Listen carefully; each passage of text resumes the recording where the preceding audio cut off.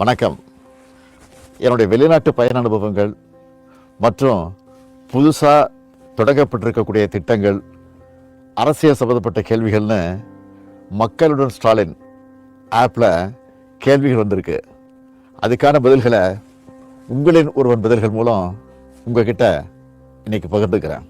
அண்மையில் மேற்கொண்ட வெளிநாட்டு பயண அனுபவங்களை பத்தி சொல்ல முடியுமா? தொழில் முதலீட்டாளர்களிடம் தமிழ்நாடு பத்தின பார்வை எப்படி இருக்கு?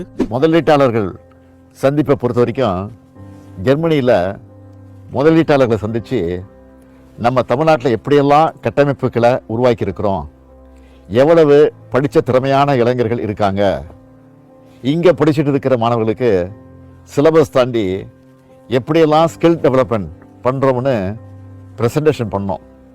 அதை பார்த்து அவங்க தமிழ்நாட்டை பற்றி வியந்து பேசினாங்க.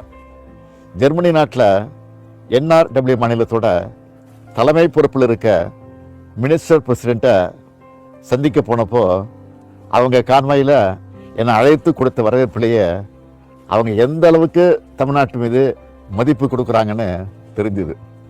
முதலீட்டாளர்கிட்ட பேசும்போது இந்தியாவிலேயே அதிக எண்ணிக்கையில் பெண்களுக்கு நம்ம வேலைவாய்ப்பு கொடுத்துருக்கிறத பெருமையோடு சொன்னாங்க. அதோட அனைத்து மாவட்டங்களுக்கும் பரவலாக்கப்பட்ட வளர்ச்சியை கொண்டு போகிறதையும் ஒரு செக்டராக மட்டும் ஃபோக்கஸ் பண்ணாமல் எல்லா செக்டாருக்கும் முக்கியத்துவம் கொடுத்து புதுசாக வளர்ந்து வர துறைகள் மேலேயும் கவனம் செலுத்துறதையும் அவங்க அதிகமாக பாராட்டி பேசுகிறாங்க.